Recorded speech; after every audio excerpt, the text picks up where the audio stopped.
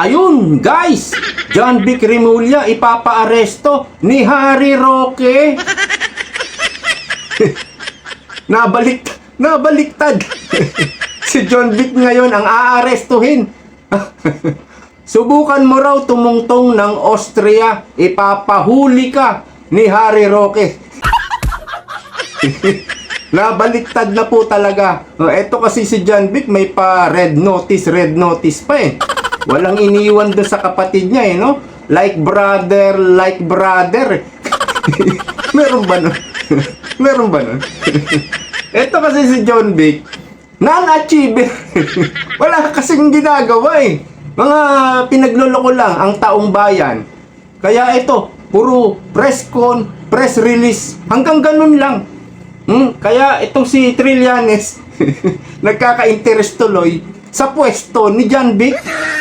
May kampanya pa si Trillanes, no? Parang nananawagan kay President Bongbong Marcos, ako na lang ang ilagay mo dyan sa pwesto ni... Oy, itong mga to, si Trillanes at si John Vic, nagbabangayan yan eh. Slight lang, no? Pero yan tinatarget ni Trillanes. At delikado pag napunta kay Trillanes yan. Pero hindi siguro yan ibibigay ni Bongbong Marcos. Bakit? Dilawan kasi yan. Solid dilawan yan si Trillanes eh. Magkalaban yan. Pula sa kadilaw, magkalaban talaga yan. Dati pa, 40 years nga silang magkalaban eh. Ngayon lang sila nag-collab.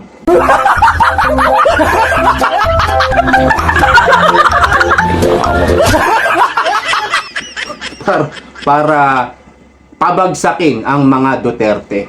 Kaya lang hindi pa nila napapabagsak. Kaya bati pa rin sila. Once na napabagsak na nila ang mga Duterte, sila din maglalabanan dyan eh, sa bandang huli. Kung mapapabagsak nila ang mga Duterte. At magre-react po tayo dito sa isang digital creator, no? Dahil maganda po yung kanyang sinasabi. Aba, i-vlog natin ito. Reaction video lang, kumbaga. Malubha na daw talaga. Malubha na daw talaga. Singag ba? No? Kaya yan, mamaya isi-share ko sa inyo itong digital creator na to. No?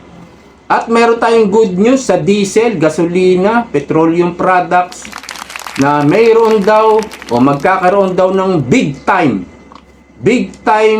roll back price. Kinangina, baka 2 pesos lang yan, hindi big time yan. Pinagloloko nyo kami. Magkano kaya yan? Meron na kasing ceasefire, meron ng peace talk, o kaya yan, magkakaroon daw. Abangan natin. Pag pinagloloko lang tayo, baka 150 lang ibawas. Hindi big time yan. Butal lang yan.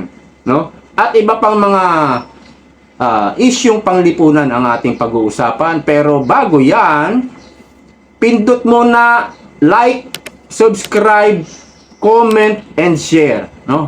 Pindot na po. Okay. Dito po sa pahayag ni Harry Roque. At nabaliktad na, no? Si Harry Roque na ang magpapa-aresto ngayon. Pakinggan. Sa aking libreng legal advice kay Secretary Remulla, kung ayaw mong ikaw ang mapahuli ko, huwag mo kong arestuhin dito sa Austria. Ganun pa man, inaantay kita rito sa Austria, magkita tayo. Ayun. Simple lang, no? Ang galing talaga ni Harry Roque. Palibhasa, siya ay international lawyer. Iba yung may alam talaga. At hindi ka basta-basta madedenggoy, no? Hindi ka basta-basta maaapi. Dahil kaya mong ipagtanggol yung sarili mo mismo. So iba yun eh. Iba talaga yung mayroong kang alam. Lalo na ikaw ay lawyer, international pa.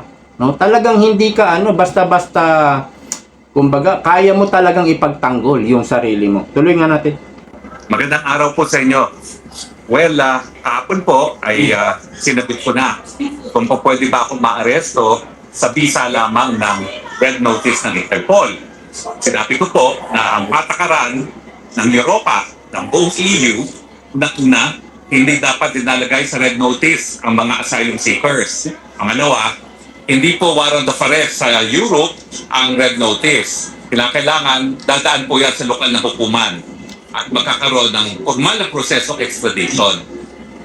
Ngayon, ang sabi po ng Secretary of Interior and Local Government, siya daw ang quote, magsusupervise ng aking arrest, end quote. Alam niyo po, sa larangan ng international law, imposible ang sinasabi ni Secretary Remulla. Bakit po? Dahil ang Austria po ay isang independenteng bansa.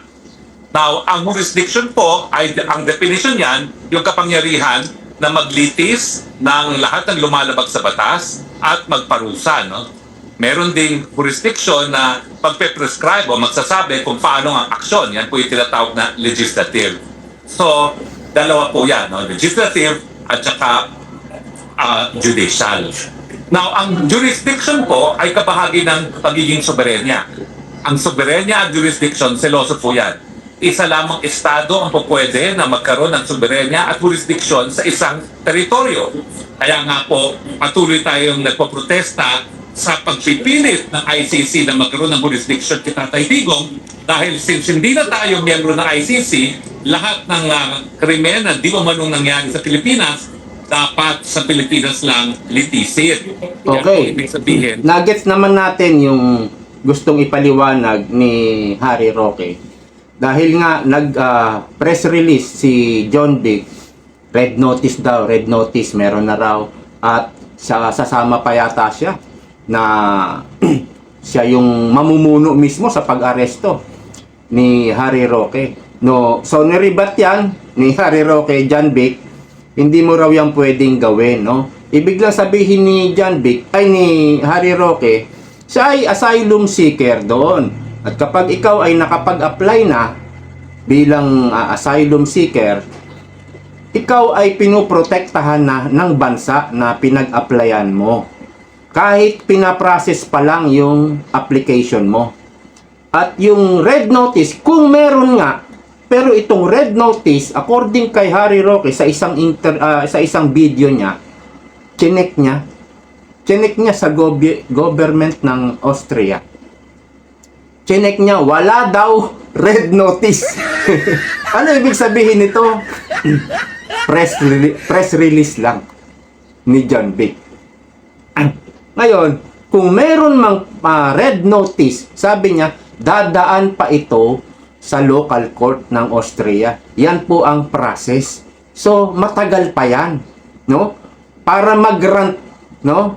Yung red notice na sinasabi mo, pagdidibatihan pa yan ng lawyer ni Harry Roque or siya mismo, magdidibati pa sila dyan. Kaya, ito pong sinasabi ni John Dick, gaya na sinabi ko kanina, itong si John Dick, non-achiever, wala naman po talagang pinaggagawa ito eh. Puro pamumulitika lang, kagaya nito. Kagaya rin ng kapatid niya. Ano pong ginawa ng mga yan? Wala. Wala pong talagang tunay na paglilingkod na ginagawa yung mga yan.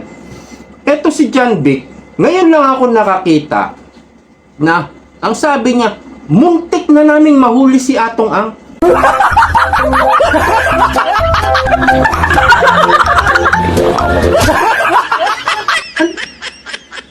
Yung muntik, ibinalita, in-announce pa. Alam ko hindi ina-announce po, yung non-achiever.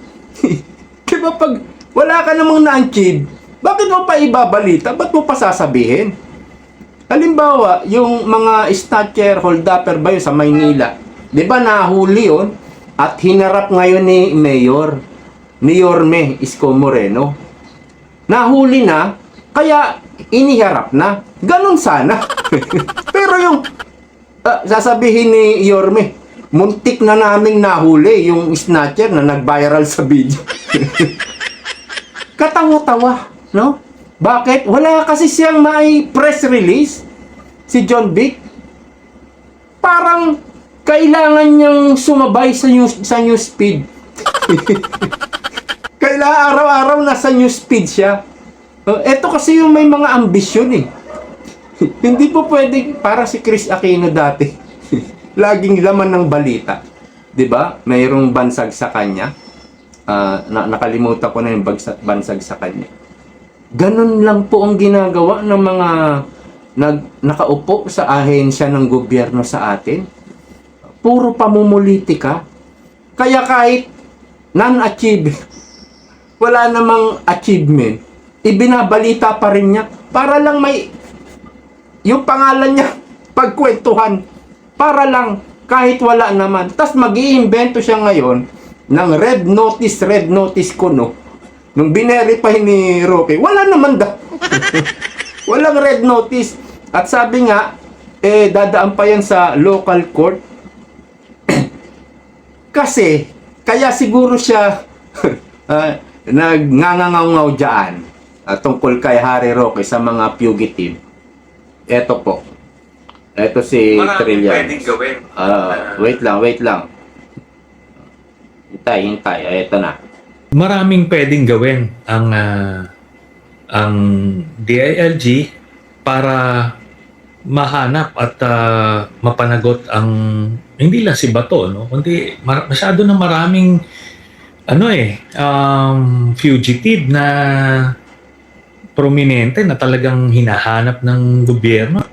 Panay naman ang presko ni Secretary John Vic Remulla na parang alam niya kung nasaan itong mga ito, pero wala namang nangyari, no? Okay, Kaya wala nga advice ko, nangyari. So, kinikriticize ni Trillanes si John Vic. No? At meron na siyang kampanya. Siyempre, kasino lang bang magbayad ng vlogger, no? Eto. Ayan. Delikado kayo ngayon, mga DDS, kapag ka napalitan si John Vic Remulla. Ayun!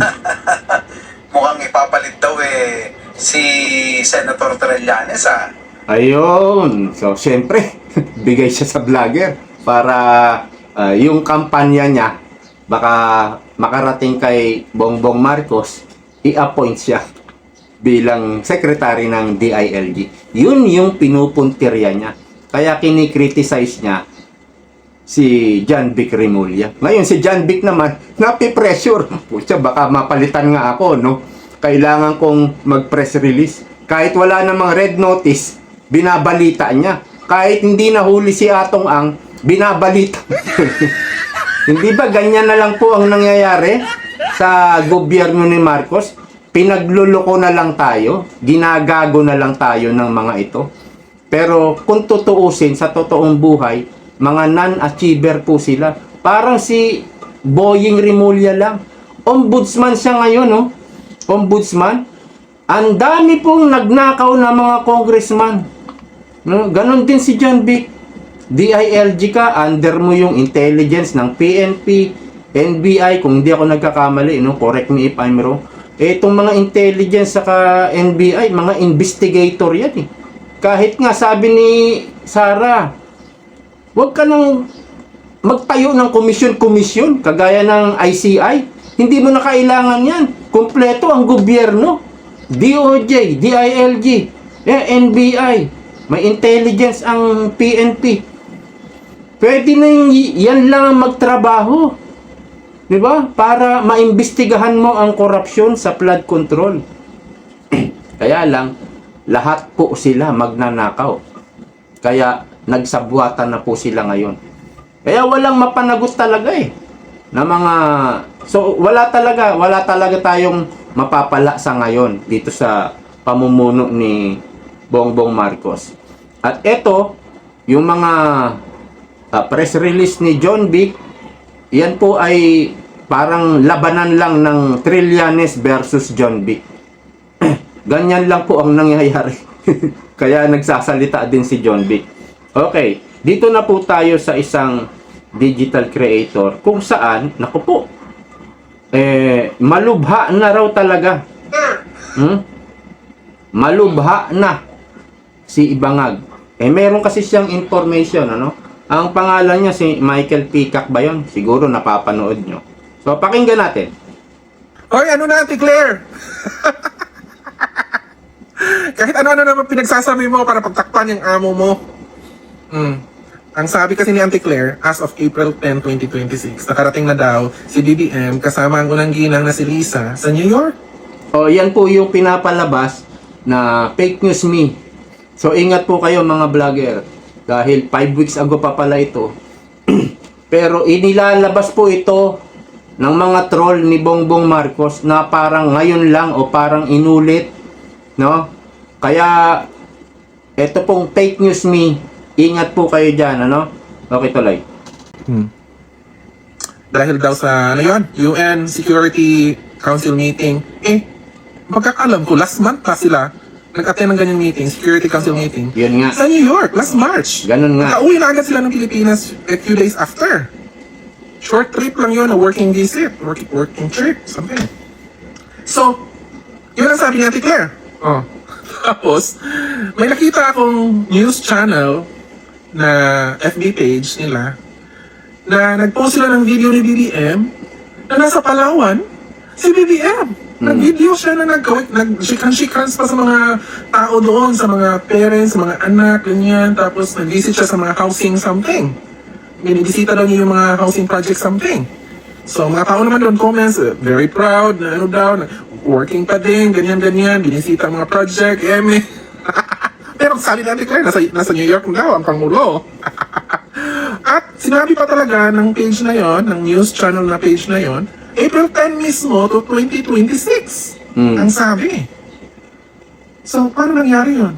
Nasa Palawan, April 10. Tapos nasa New York din, April 10. Tapos ito pa. May malala pa. May nakita akong video na yung friend niya na nurse sa New York Yan. ay may friend na nurse din sa St. Luke's. Na chinika sa kanya ng nurse ng St. Luke's na totoo daw na si BBM na naidala daw talaga ng St. Luke's na malubha na. Oh. Imposible talaga sa daming empleyado, doktor, nurses, staff, mga janitor, mga whatever, HR o clerk sa St. Luke's. Wala talagang marites dyan kahit isa na nakapagchika sa mga friends and families nila na binahagi din ng mga friends and families nila sa iba dahil marites din sila. Imposible. Kung hindi man totoo yun, explain yung napakaraming sundalo at mga police, mga guards doon na nagpalibot doon sa St. Luke's na dahilan kung bumagal ang traffic doon sa St. Luke's. Na may VIP daw.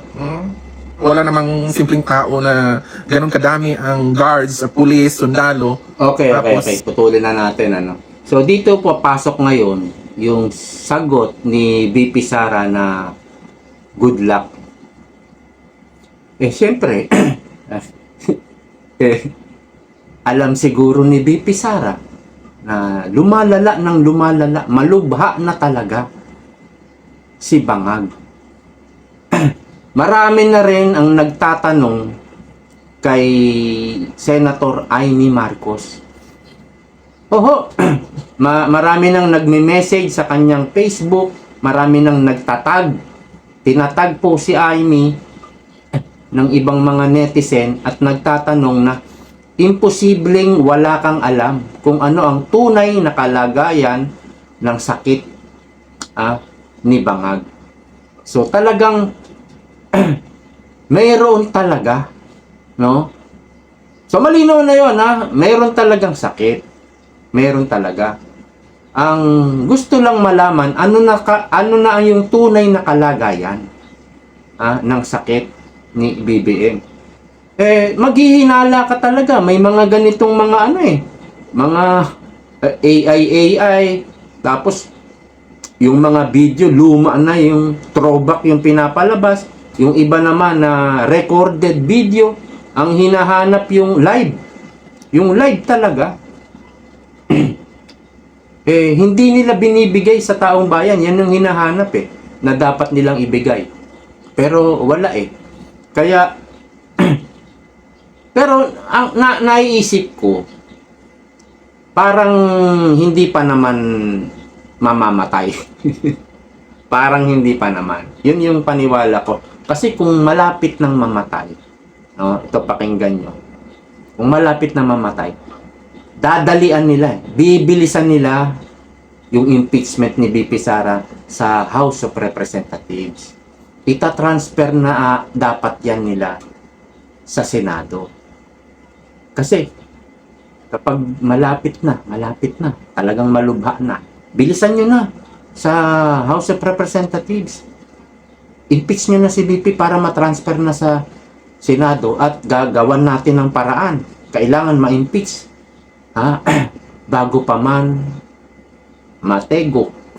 mategok si VP Sara, napalitan na ng ibang Vice President. Kung sakaling mamatay na nga, no? Hindi naman natin bahala na, no? Iba na presidente, hindi na si VP kasi na-impeach na nga. So, naniniwala ko, mukhang hindi pa. No? Pero siyempre, mayroong mga biglaan na ng mga atake-atake, biglaan Hindi mo masusurprise ka na lang, di ba? Yun sana. Yun sana yung So, yan. Medyo pa yan. Medyo maganda pang pagkismisan, no? At yung mga nurse, doktor, mag-email kayo. Nandiyan naman yung email natin sa YouTube.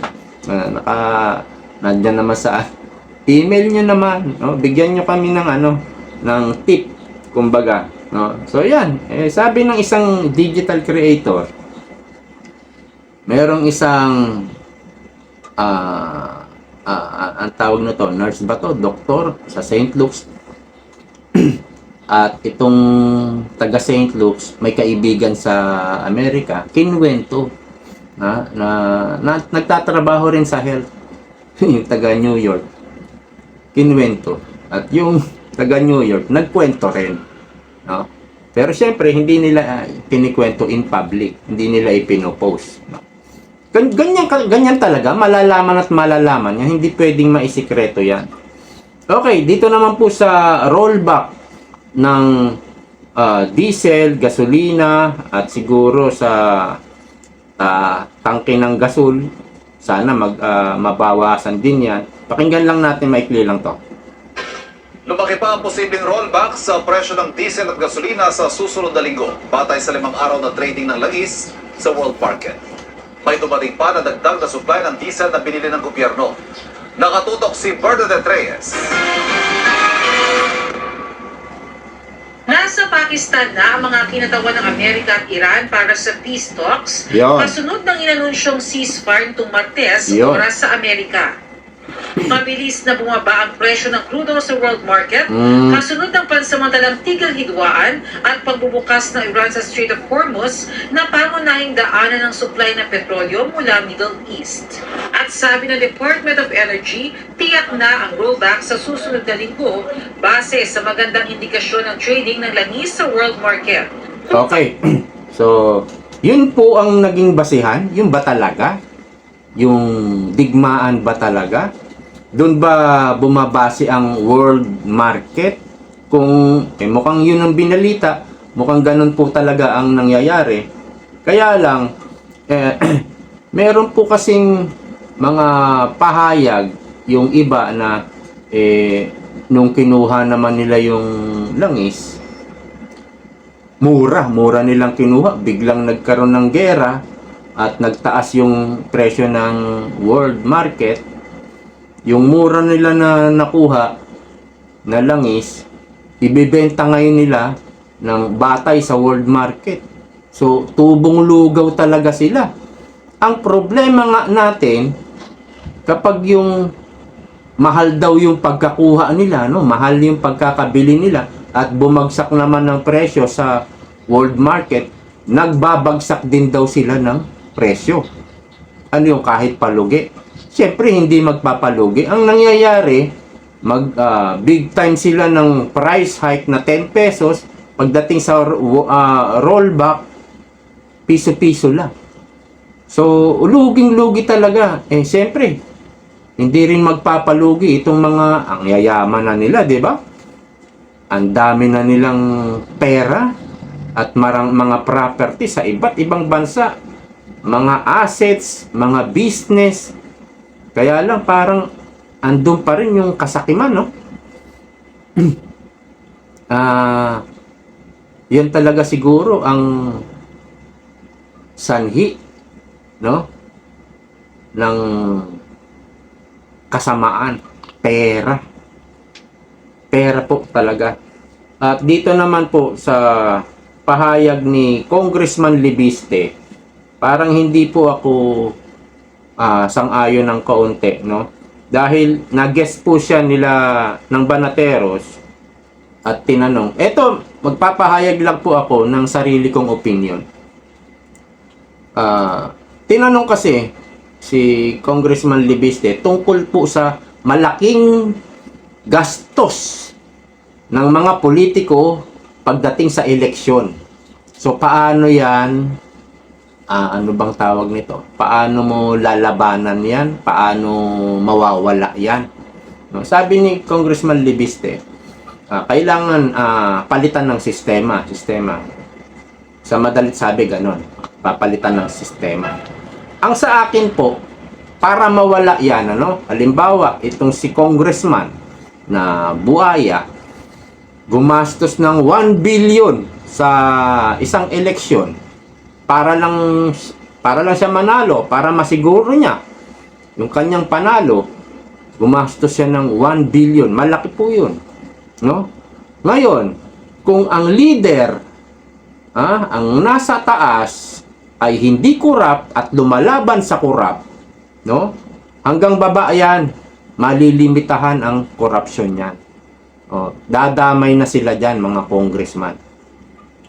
Ngayon, itong gumastos ng 1 billion, siyempre, babawiin niya yan. Nandun sa utak niya yan, kailangan mabawi ko yung ginastos kong 1 billion. Lumipas ang 3 taon ng termino niya. Lumipas yung 3 taon, hindi siya nakapag-corrupt. Hindi siya nakapag-kurakot. Dahil matuwid ang nakaupo sa taas. Dahil hindi kurap at dumalaban sa korupsyon. So, sa madalit sabi, yung si congressman, hindi niya nabawi yung ginastos niyang 1 billion. Ngayon, sa susunod na election, takbo uli siya. So, magkakaroon na siya ng think twice, no? Na gagastos ba uli siya ng 1 billion? Maari. Kasi baka kapag hindi ka gumastos, baka matalo ka. At lalo na kung patas ang labanan, baka matalo ka. Ganyan po ang prediction kay Martin Romualdez. Ganon din po ang prediction kay Sandro Marcos. Alam nyo ba si Sandro? Nakaraang eleksyon 2025, walang kalaban. Binili na. Ang dami na niyang billion na pera Pwede niya nang ipambili sa mga kalaban. Huwag ka na tumakbo. Ito maleta. Ayan. Huwag ka na tumakbo. I-withdraw mo na yung kandidatura mo. Kasi, kaya ginawa yan na walang kalaban si Sandro para makasiguro. Dahil nakikita nila at yan mga yan, nagpapasurvey yan. Survey yan na lihim lang, sila lang yung makakaalam, hindi i-announce in public, sila lang makakaalam. Nakita siguro ni Sandro, talo ko sa survey. Totoong survey yun Totoong survey. Kaya ganon ang ginagawa. Kesa dayain, baka mabisto pa, binibili po yung mga kalaban. Ganon din po ang ginawa ni Martin Romualdez dahil siguro hindi na pinapansin si Martin Romualdez sa Leyte ba yun? Lugar niya? Siguro nagpa-survey din at talo siya. Ganon po ang ginawa. Yung iba, dinisqualified.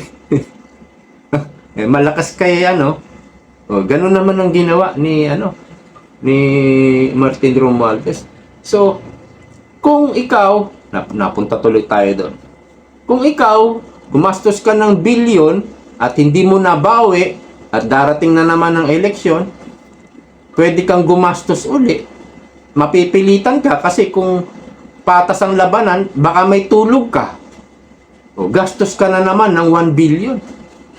Di lumipas na naman ng another 3 years, 6 years na. Hindi mo na naman nabawi. doon na po unti-unting mawawala itong nakaugalian na paggastos ng mga politiko sa eleksyon. Paggastos ng malaki. 'Di ba? Tama ako? Korupsyon. Pagsugpo sa korupsyon. Yan po ang solusyon. At magiging domino effect na yan. Marami pong masasagasaan dyan. Oh, lahat po. Marami pong masasagasaan. Korupsyon po talaga. Diyan po tayo naghirap sa korupsyon Kung talagang matapang, may paninindigan, may political will, tapat maglingkod ang ating magiging leader, pwedeng mawala po yan, korupsyon na yan, at aasenso po ang bawat Pilipino. Ang China po, marami na silang naihango talaga sa kahirapan. Marami na po talaga. Kahit sa mga bulubundukin, meron silang infrastructure project. Kahit hindi na nga maabot yung mga bundok na yan. Ayun. Sa Kapatagan, ang ganda na po ng... yun lang po yung napapanood natin sa TV, sa internet. Yan po. Corruption. Paglaban sa corruption, mawawala po yung dayaan. Bakit ka pa magbabayad kay George ng mahal? Hindi mo rin naman mababawi. 'Di ba? O di wala nang dayaan. Mawawala po 'yan. Mawawala yung malaking gastos sa eleksyon. Yung mga senador, billion din po ang ginagastos niya. Kaya lang din nila dinideclare. No, ito lang po ang gastos namin. Ano pa? Vote buying, mawawala po 'yan. Ano pa? Yung mga nananakot, magbabayad ng mga goons, magbabayad ng mga armed men, no? Parang grupo ng mga dibarel, ang tawag ba ron? Mga nagbabayad yan para takutin mo yung kalabang ko na yan, iharas mo, para hindi makapagkampanya dito sa lugar na to. May mga ganun dati siguro, ewan ko ngayon. At yung mag-hire ka talaga ng hired killer. O, di ba, si Trump, muntik na. Nadaplisan lang sa tenga. Mahal ang bayad dun. At saka, grupo po yun. So, yung mga ganon sa election, mawawala po. Mawawala. Kaya, yan lang ang susi. Hindi po yung sistema Kasi yung sistema ang sinabi ni Libiste, sinasabi rin ng iba, yung sistema, kapag may balak, no, may paraan Kapag balak mandaya, may paraan pa rin Kahit ano pa ng safety, ano bang tawag da? Kahit ano pang safety measure, talagang gagawan ng paraan. So, corruption, pagsugpo sa corruption, yun po talaga ang solusyon. Anyway, hanggang dito na lamang po. Maraming salamat sa patuloy na pagsuporta. See you po next time. Bye-bye!